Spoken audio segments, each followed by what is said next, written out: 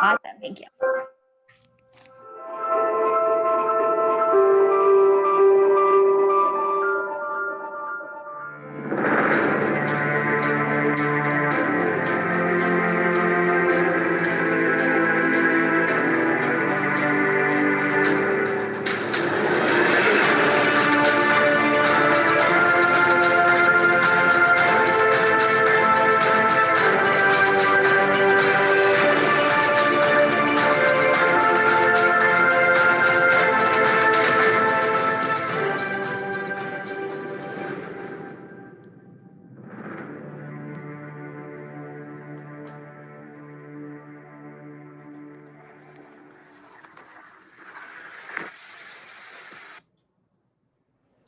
All right.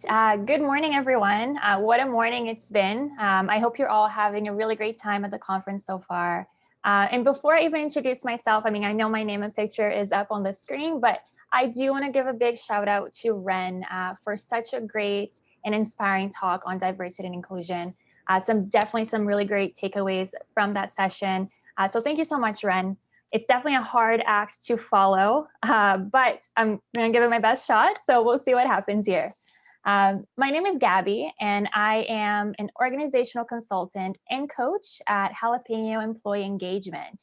And if you can't tell, I'm very excited, very happy to be here with you guys. And I do want to thank you all for being in the presentation and for your attention and your engagement. I know it was a long morning, but it's really appreciated that you guys are here. So together with Samin and the rest of the team, we want to spend the next 45 minutes to an hour diving deeper into how to actually start a diversity and inclusion strategy and initiative in your business, and how can we actually optimize this. As we've talked about today, and as you've seen in your experience, diversity and inclusion is such a critical success factor in any type of business. But unfortunately, a lot of us don't fully know how to start implementing these things, right? And when we don't have a framework to base our decisions on and base this journey on, it can get quite overwhelming, and it can actually make this a more difficult experience than it actually needs to be. Sometimes, and I think this is the case now, we know how important diversity and inclusion is, and we're very eager to make that much needed change. And that eagerness is great. And I love seeing that from clients that we work with. But sometimes we're so eager to do it that we don't actually take a step back and go through steps necessary that we need to take in order to make that change sustainable and long lasting. What we really want with diversity and inclusion and these initiatives is that this is something that's long term, right? We don't want to add a Band-Aid. We don't want to say, oh, diversity and inclusion is not present in my company, so here, let's just add more diverse people and then we fixed it. We don't want that to be the case. This isn't a Band-Aid. This is really a long-term and sustainable change. And for that to happen, we need to have something to base things off of. So what we're hoping to give to you guys today is a research-based approach. So it's a model, it's a framework that you can follow when you start implementing diversity and inclusion efforts in your business. So the model, there's about 7 steps, and it's on the screen right now. We're gonna go through each step in more detail, from preparation to the very last step, which is called consolidation. So we're gonna go through this together. And we are Jalapeno. We sort of have, our aim is to make our workshops as interactive and as collaborative as possible. Of course, I'll be talking quite a bit, so you'll probably get tired of hearing my voice by the end of this, but we also want to hear from you. So what we're going to do is, throughout the session, we're going to be asking you some questions for you to just reflect on.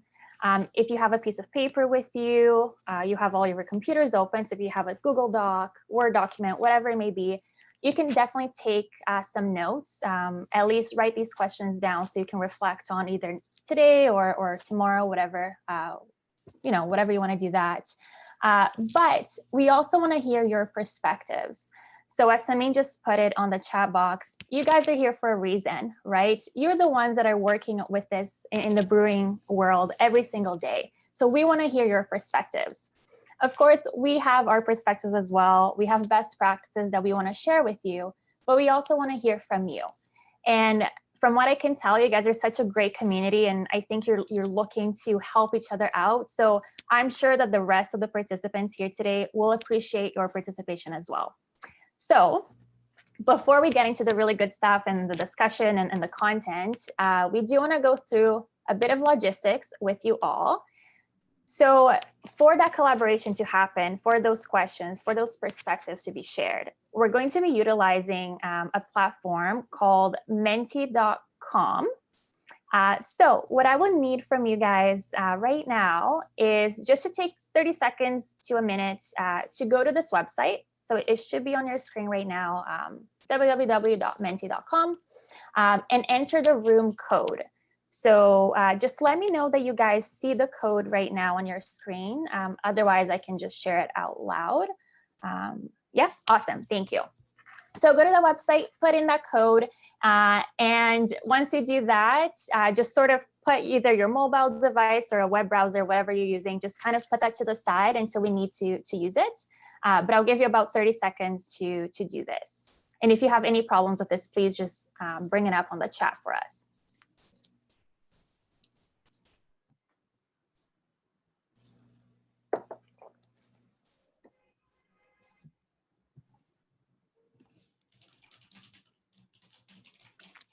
All right, can I get not a hands up, I can't see anyone. Can I get a yes if we're all sort of ready to go? We're all in the room. You see questions, you're able to type. Yeah, awesome, thank you guys. Okay, so with all of that stuff behind us, let's give this a try. So of course, we are talking about diversity and inclusion. A big thing for me, and if you've been part of any of my workshops, oh, you're already starting to answer, that's great. So if you've been part of my workshops, I do want to create some mutual understanding. I want to see where you guys are at. So for those that haven't answered, if you could please go to the platform and answer that question. What diversity and inclusion efforts do you currently have in your business in place? And I hope that you can all see each other's answers as well. All right, so I see a lot of none. Pride stickers on Windows, so someone used the chat, so thank you, Patty. Nothing currently in place, none yet. I love that, so yet. So it means that you're working towards that, you're hoping to start something there. Conversations, lots of signs coming up. Diversity and inclusion group, that's really great. A lot of signage. Working with a consultant, that's a really good resource there. Not open, yes, we're all ears, awesome. All right, so I see a pretty good mix, right? So I see some companies don't really have anything established quite yet, but it seems like you guys are looking to do that, which is wonderful. Some companies have maybe hiring practices or those conversations, that dialogue has started, and some maybe already sort of, have a strategy in place already kind of more set up and established. So that's a really great mix to see. What we really hope and what I believe is that going through this framework that we'll go through with you will help you no matter where you are in the diversity and inclusion effort. So if you're in the very beginning, if you don't have anything so far, this will give you a really great step to start that, right? And to make sure that whatever change you're implementing will be sustainable. And for those that already have efforts in place or are already more established, this session will allow you to see if there are any existing gaps in your changes, right? And how you manage that change. Is there something that maybe got missed, or is there something that maybe you can improve on? So I'm glad to see the mixed in responses, and I do think this will be tailored to all of you guys. All right, so with that being said, I want to start introducing you guys to the framework. So on your screen, you'll continue to see the Menti platform, and that's because, again, we're going to be asking a lot of questions from you guys and a lot of collaboration there. And if at any point, you want to ask us a question, please also, you can utilize the chat box too. So before we introduce any type of strategy, any type of initiative, any type of change, and diversity inclusion, of course, is included in this. it's critical that we actually prepare. Now, I know this sounds like common sense. Of course, Gabby, you have to prepare. I mean, even when we're going to work, we're preparing ourselves, right? We're getting ready, we're doing these things. If we're having a workshop, we're going through preparation. I get it. It is common sense, or at least it sounds like common sense. So you would think that a lot of us actually prepare, but that's not the case, right? So we think we prepare enough, but we usually don't. Sometimes we don't even know what to prepare. We don't know what questions to ask ourselves. We don't know what we're looking for in that preparation stage. So again, common sense, but the most important stage of this framework is that preparation. So with this stage, what we're really trying to get at is, what will your strategy actually entail, right? So what does it look like? Are you just looking to put in a hiring process? You're looking to improve your hiring process to include more diversity and inclusion. Are you looking to do an organizational-wide strategy where diversity and inclusion is in every single one of your processes? What is that? What does it entail? And you need to be clear on that as the leaders of your company, because if you're not clear on it, your people won't be clear on it either, and that change won't be effective. So what does it entail? What is your timeline? What is your budget, right? I think sometimes we get so excited about a change that we want to just do everything. And then we're like, okay, guys, we're going to do everything. Just don't worry, by tomorrow, our company is going to be the most diverse and inclusive company out there. But that's not realistic. We might not have the financial budget to do that. We might not have the time budget to do that. We might just not have the right resources and the right people. So you need to ask yourself, what are my what are my constraints, I guess, like in terms of time and budget and finance. You also need to look outside and see, what resources do I have, right? And I really do hope that this conference shows you guys that you're not alone in this, right? There are resources out there, Jalapeno included. I know that's a little bit of I'm biased because I am from Jalapeno, but we are here to support you guys through this. So what external resources do you have? What internal resources do you have? Is there someone in your company that just really lives and breathes diversity and inclusion? Can you ask them for support? And then, so now the question is there on the screen, what training and development programs do you currently have in place? So as we're going to see later on, there are some specific skills and specific trainings that we want to offer when it comes to diversity and inclusion. But you don't always have to reinvent the wheel. And that's what we say at Jalapeno. You probably are doing things already really well that works with your team. So at this preparation stage, you need to be evaluating these things. You need to be aware of, what is it that we're doing right now? Maybe I already offer some type of training. Maybe it's not as formal as I'd like it to be, but it's existent, it's there, and it works. So that's the question I have for you guys, and just to see where you guys are at in terms of training for diversity and inclusion. So if you just take 30 seconds, I already see people are filling that out.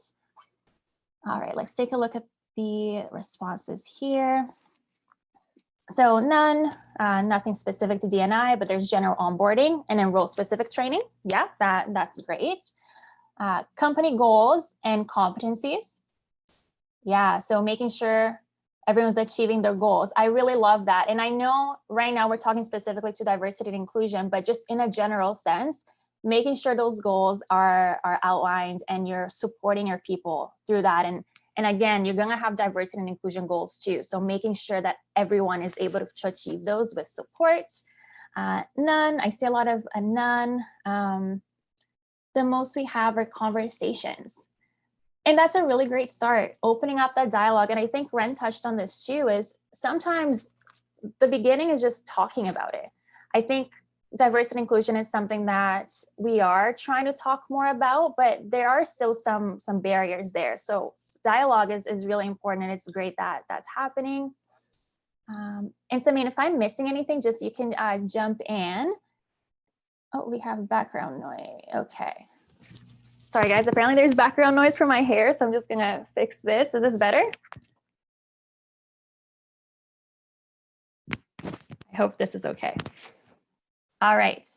Informal training, monthly meetings, job success profiles. Awesome.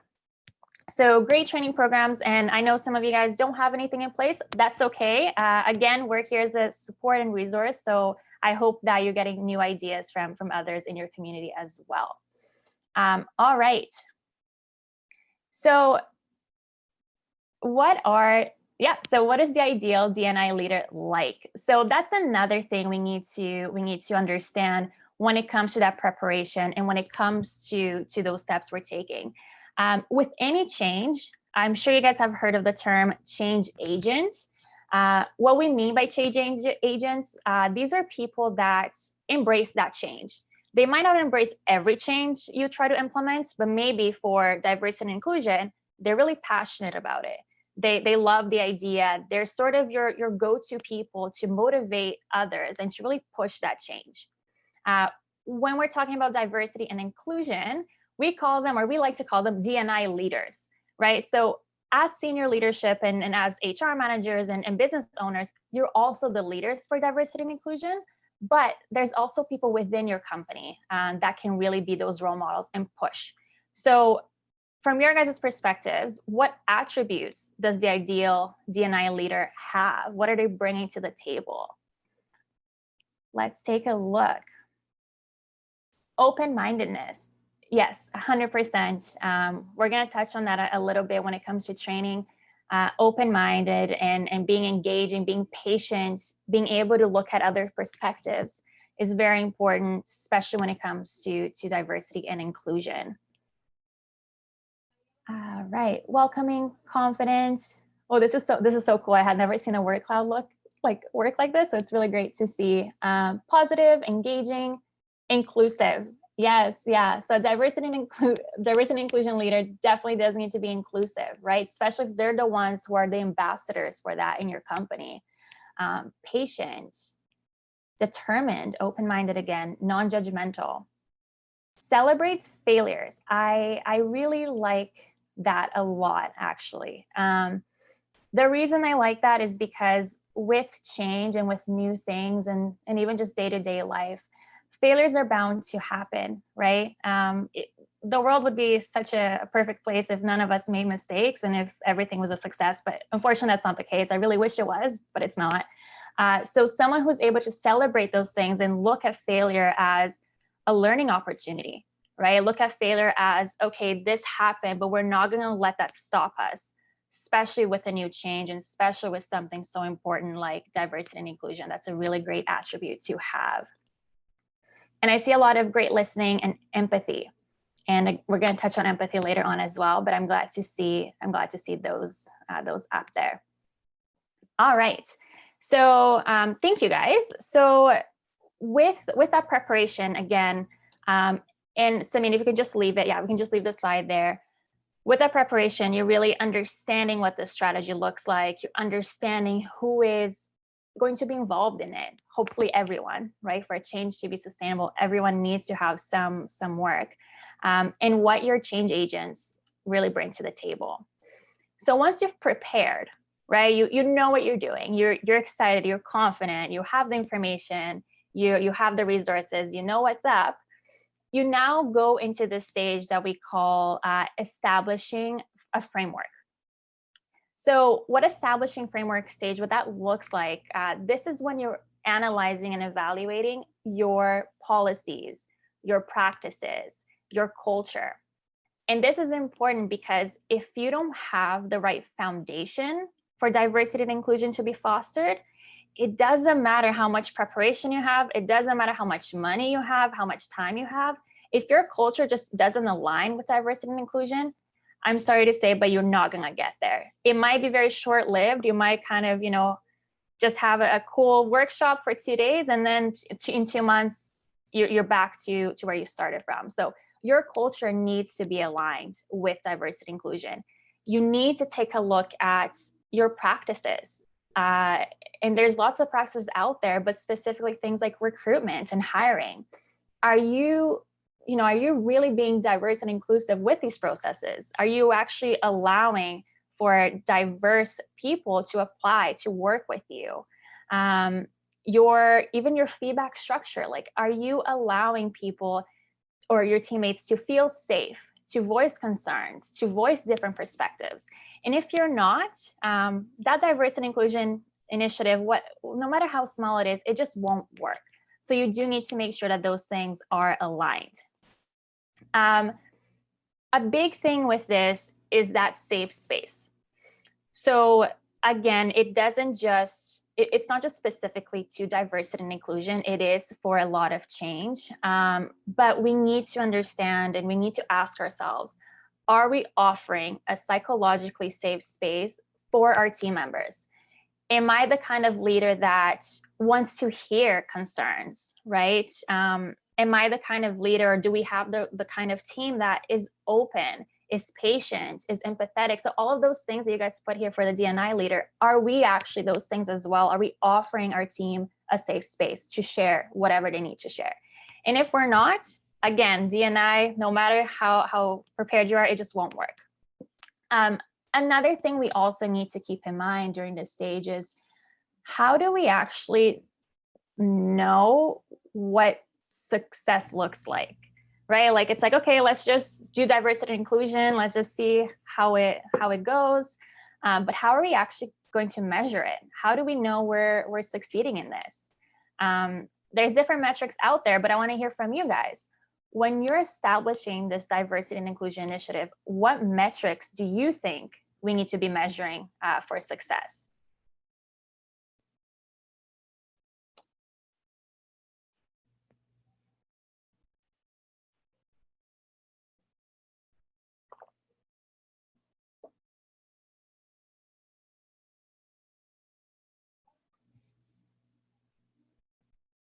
All right, I don't see responses. Oh, there you go. Great question. Employee satisfaction, staff happiness, employee engagement. Yeah, this is a sort of a tough question. Staff retention.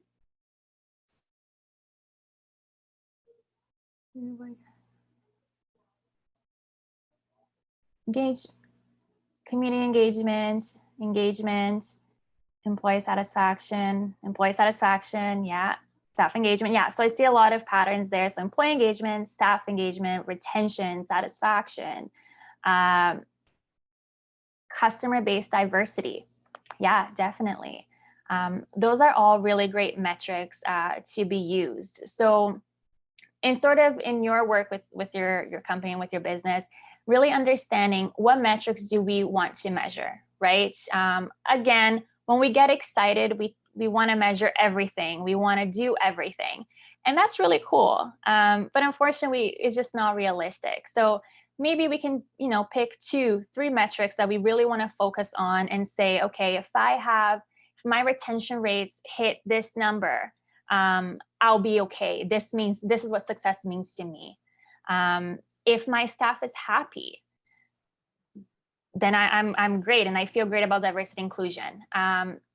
There's of course quantitative metrics, so things that come up with numbers, and then qualitative, right? So that qualitative, I think, would be staff happiness, comfort levels, conversations, that dialogue, the feedback, psychological safety. That's also another metric that's a little bit more qualitative. So it needs, I guess you also need to have those conversations with your people to understand where they're at. But really, really great points there, you guys. Simi, did you want to add anything? You unmuted yourself. Yeah, so I was just most of the comments are around like employee engagement, which is true. This is a really great metrics to look at. I just want to say, like, we should also be focusing on actually the profitability of the business. It's a significant sort of outcome of having more diversity and inclusion, that your business actually doing better. The brand of your business is doing better. Like looking at the numbers that you use to measure the success of your business can also be good metrics, because having a diverse and inclusive environment really is correlated to helping you to have a better business. So just wanted to touch on that, because everyone's right now mostly focusing on the internal side of the business, but also we can use external side of the business as measuring metrics as well. Awesome. Thank you. Yeah, no, definitely. What outcome do we get from diversity inclusion in terms of profit, return on investment, all those things as well. All right. So we've prepared as much as we can. We spent some good time there. We established a foundation. So we know, hopefully by now, we know our culture is aligned with diversity and inclusion. Our practices are aligned. We have metrics of success. We have our DNI leaders, our change agents. We know who they are. We know what they're like, and we're ready. So we have our strategy. We're just ready to make it work, or we're ready to start it, to jumpstart this. So this is where you go into a stage called early implementation. So I don't know how much change you guys have had in your companies, or even in your personal lives too, but we know that you don't fully integrate yourself in the change right away. And if you do, it is a very stressful situation, and it's very overwhelming. So we don't go full on. We sort of, in the early stages, we start implementing things. So in this early implementation phase, this is where your team members are starting to be aware of what's happening. They're starting to embrace maybe this new training or the idea of the training. They're starting to embrace the fact that, okay, my company is going to be going through this change, and I understand why.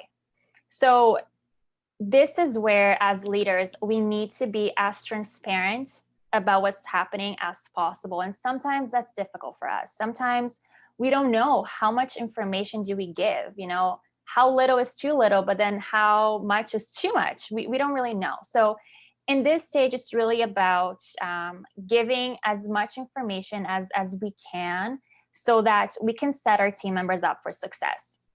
Right. And as they're trying to implement this change, as they're trying to become more receptive to it, they will also have concerns. They will have feedback for you. They will have questions, and maybe even their own ideas about the strategy that maybe they want to also kind of implement. They have changes they want to make as well. So in this stage, we need to just gather feedback from our people.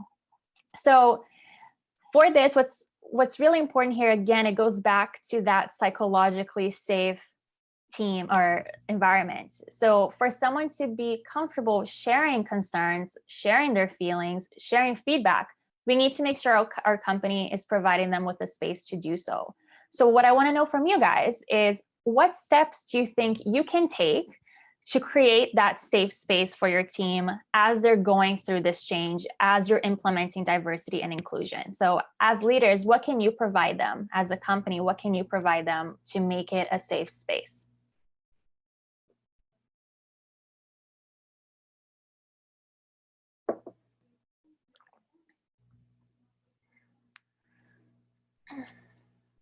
Open dialogue.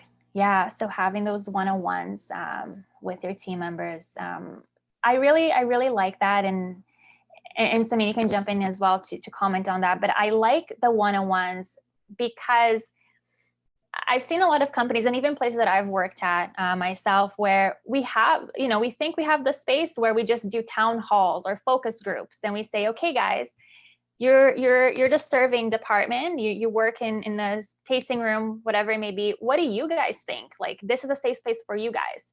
But not everyone wants to share things with other people around, right? So really having that one-on-one and that individual time where, as a leader, you're giving your full attention to that one specific person allows them to feel valued, and allows them to really, try and foster that transparency with you. Frequent engagement with staff, anonymous feedback opportunities. Yeah. Training on feedback, anonymous forms. So lots of anonymous reporting there. So creating anonymous forms, suggestion boxes, comment boxes, check-in meetings. So both group and private, feedback opportunities. Oh, okay, I don't know if you can we can't make the thing stop. Oh, okay. So there was one really, really great response there, which was allowing myself, I think it said allowing myself to share my mistakes. I think that's what it said. And if not, I'm sorry if I'm butchering what you put on there, but I think that's what I read. And that's a really, really good point. as leaders, we also need to be transparent ourselves about our mistakes, right? If I have a leader that I just, they don't share anything with me, I feel like everything they do is so great. They're so successful. They're amazing. Okay, but I don't feel that way. You know, I made a mistake, but they never make mistakes. So I might feel uncomfortable bringing that up to them. There you go. Allowing myself to show my own mistakes and how I plan on preventing them next time.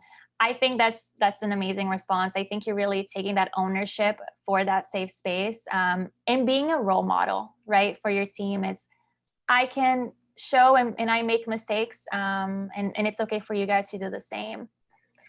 Holding leadership to the same level of accountability as employees, definitely. Again, leadership, you guys are the role models for this. You are the ones that people look up to. And you need to also sort of behave in the same way that you're expecting your people to behave. Awesome. Yeah. Samina, do you want to add anything to that? Just sort of, I love that people's anonymous feedback, confidential feedback, but also one-on-one conversations.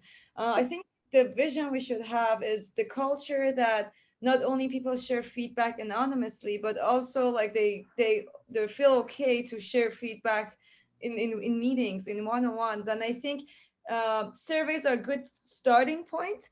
However, the vision should be like having a culture where people can actually speak up and speak about it rather than just putting it on a survey. So I think, I mean, we do want a combination of both. Surveys, a great start.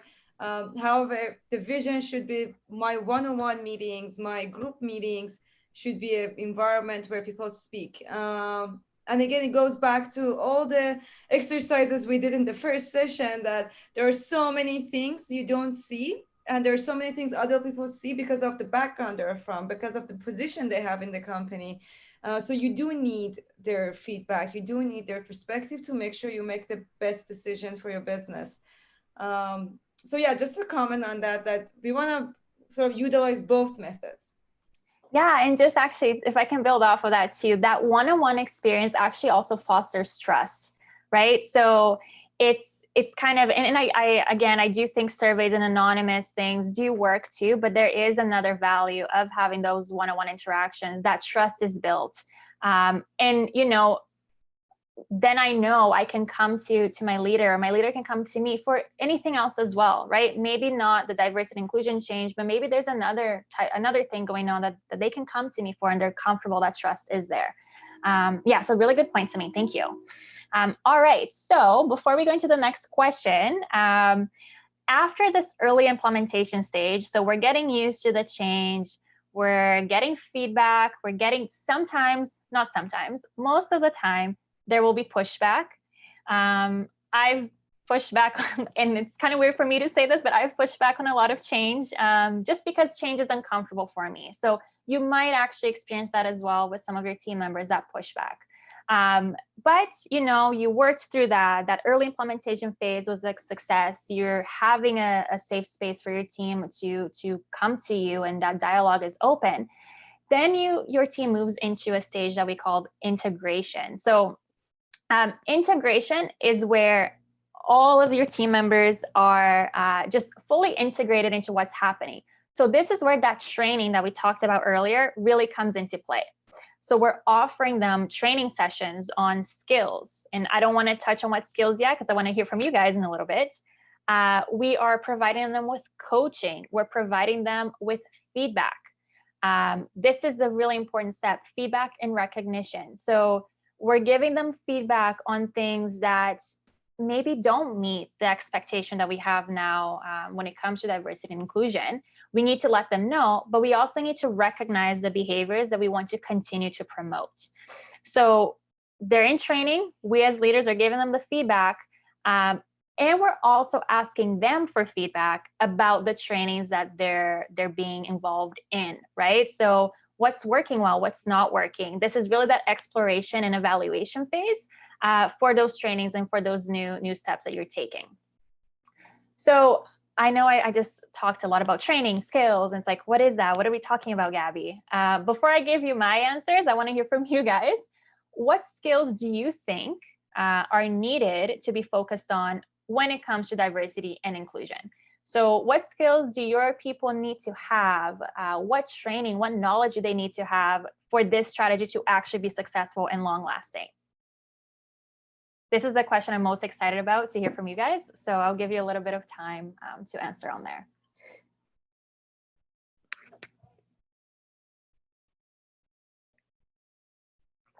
Oh, it's a word cloud. Okay. Active listening. Yes. Yeah, we actually just did a workshop on this, active listening. It's one of the most important things, not just for diversity and inclusion, right? It's important for the success of your company and the success of your interactions, but specifically for diversity and inclusion, because it does teach us to give that full attention to our people. It goes back to that psychologically safe space that we've talked about, where we need to be attentive. We need to actually listen, not just listen. That's a really good one.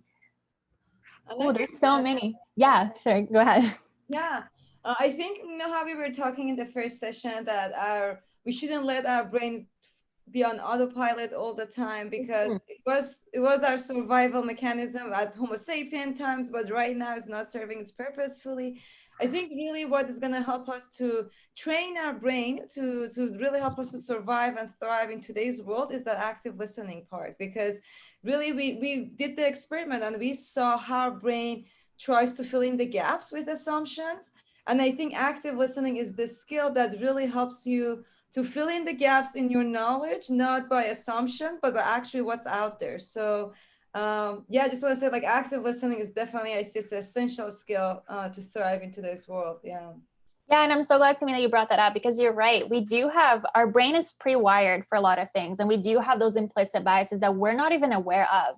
So sometimes in interactions, you're coming in already with a bias. And sometimes, most of the time, you don't even realize that you have that bias, you have those assumptions. So if you're coming into that and you're not taking a step back and you're not practicing active listening, you might just walk away from that interaction with that bias still in your head, and that bias will affect how you behave towards that person, towards a group of people, towards a situation. So active listening, really, the practice of that helps sort of, I guess, almost rewire our brain. Maybe not literally rewire our brain, but it does help us to look at different perspectives. Of course, it's not an easy thing to do, but it is important to continue to practice it. Another one that I'm a huge fan of, and I love that it's there, is empathy. Empathy goes really well with active listening as well, but empathy, it's really all about understanding someone's perspectives, right? I think with empathy and sort of with communication, a lot of the time we might think that it means we need to agree with everything someone else is saying. So let's take me and Samin. We come from different cultures. We come from different experiences, different backgrounds. We even have diversity in our thought process. So if I'm coming in thinking, okay, I have to agree with everything Samin tells me, you're setting yourself up for disappointment, for failure, because it's just not going to happen, right? Empathy allows us to understand. So the point is, you're understanding, you're seeing things from her perspective, not necessarily agreeing with it, but you're listening, you're understanding with no judgment. And that's key in diversity and inclusion, because we are talking about differences, and there's no really black and white. I mean, sometimes there is, but sometimes it's just a tricky scenario where there's no right or wrong. You just need to be open to new perspectives.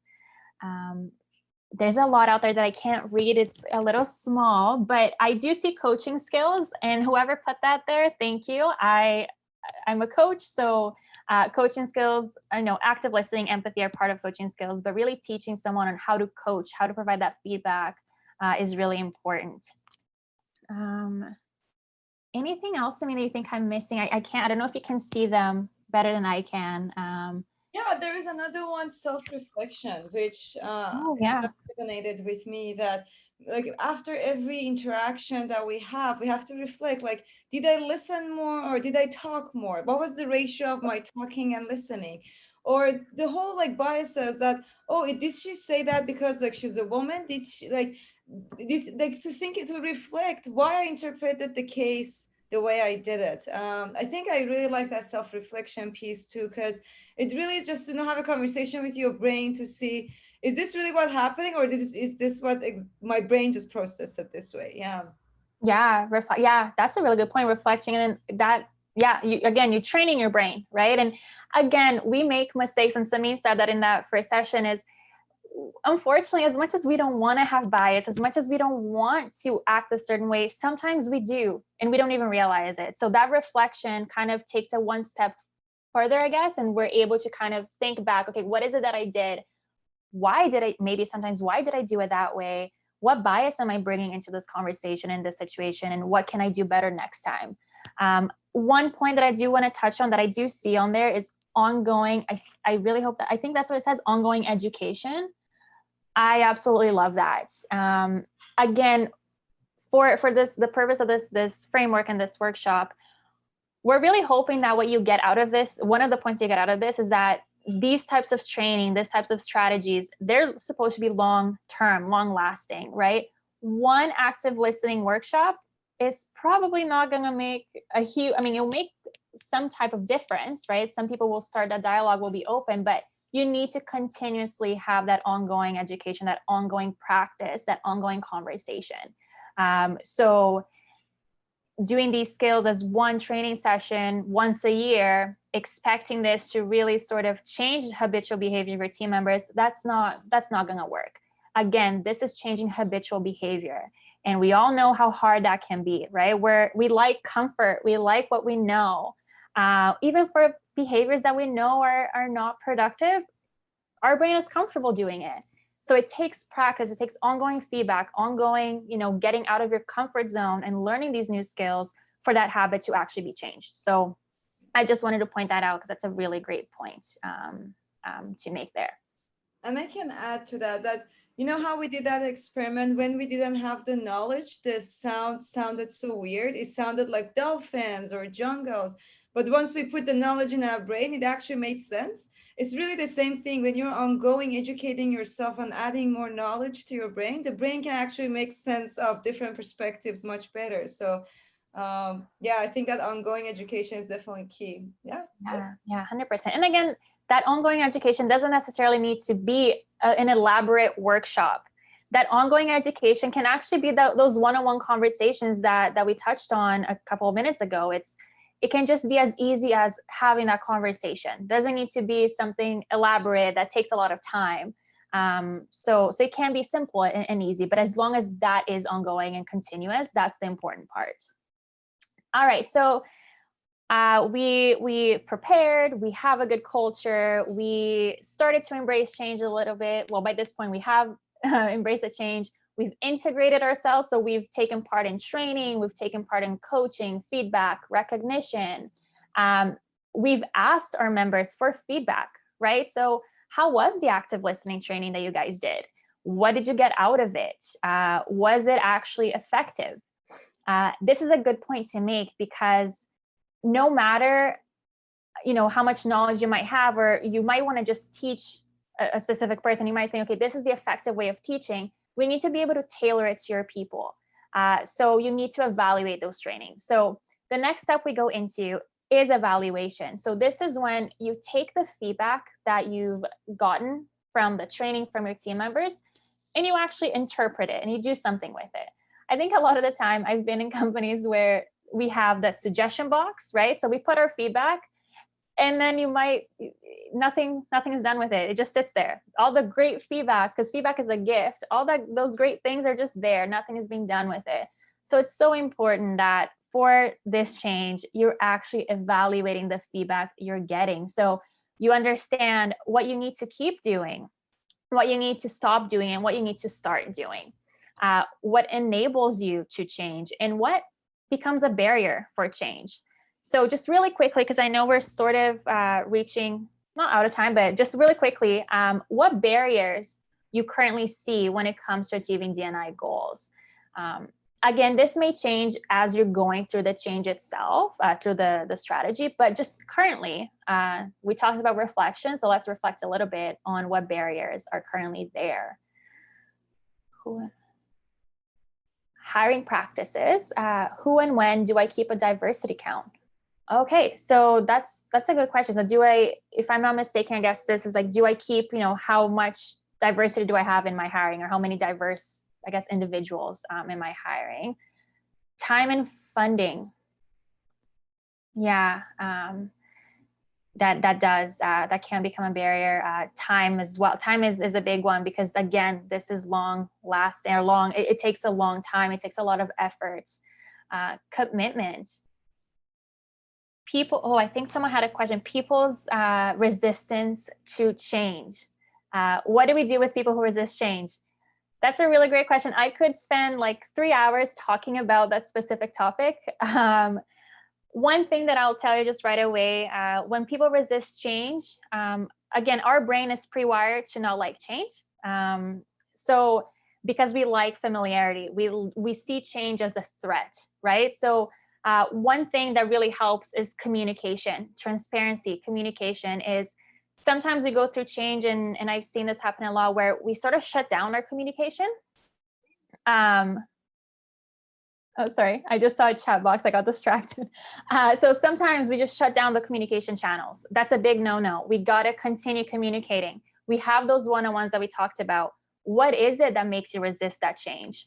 Is it that you're not comfortable with it? Is it sort of like an individual type of, just resistance? It's just uncomfortable.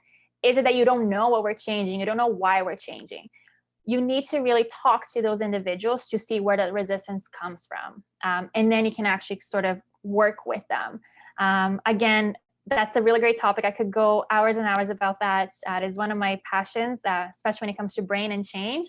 But I don't want to take up so much of your guys' time with it. Training. Okay, cool. So we evaluated. So we know what we need to keep doing. We know what we need to stop doing. We know what we need to start doing. Now is a stage that we actually do something with that. So we don't just have ideas that stay on the shelf. We don't just say, oh yeah, maybe, there's people that resist change and I should talk to them. That's awesome. It's great that there's that awareness. But it's what you do. Oh, sorry, guys, I sent a chat message. Just ignore that. It's what you do with that awareness. So you're actually putting those ideas and executing them. With this redefinition, there's a lot of readjustments taking place, right? There's a lot of just smaller changes coming in, and this can actually make things overwhelming for your people.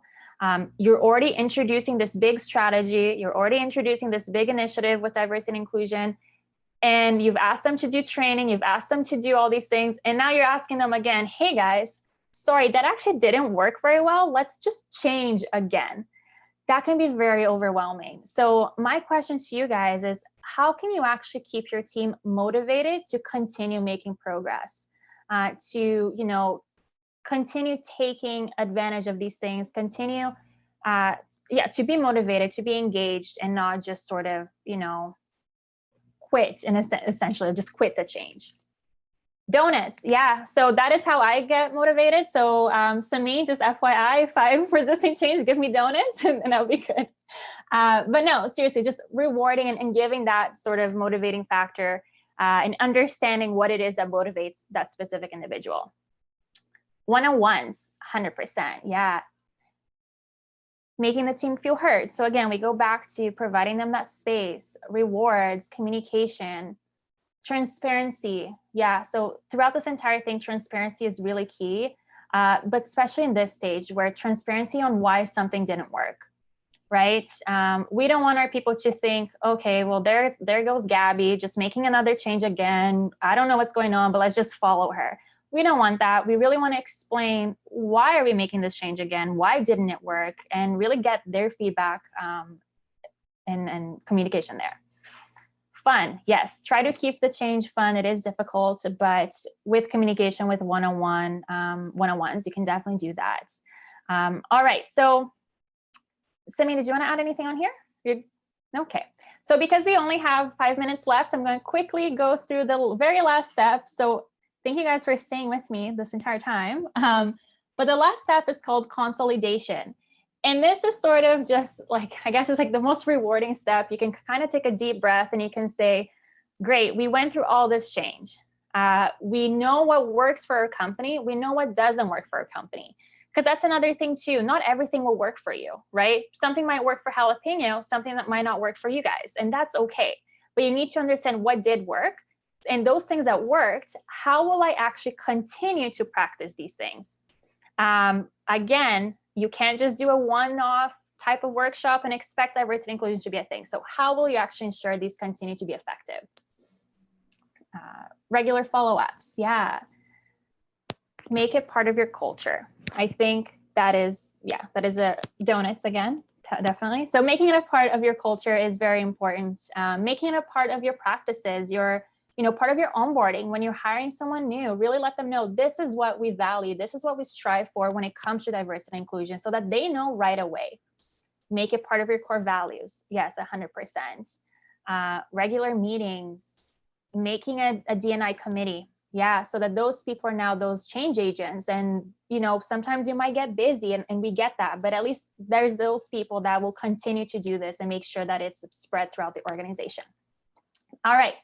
So I know I spent a lot of time talking, and I do really appreciate your guys' patience and engagement and participation on that there.